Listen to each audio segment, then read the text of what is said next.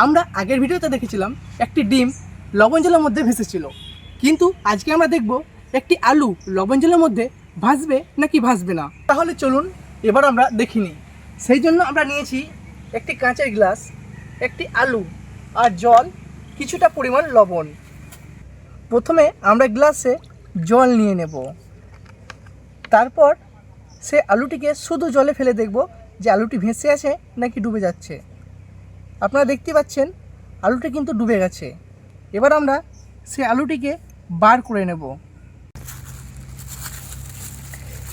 এবার আমরা জলে লবণ মিশিয়ে দেখব, তারপর লবণটিকে মেশানো হলে আলুটিকে ফেলে দেবো। তারপর দেখব আলুটি ডুবে যাচ্ছে নাকি ভেসে থাকছে। লবণটিকে একটু ভালোভাবে গুলিয়ে নেই।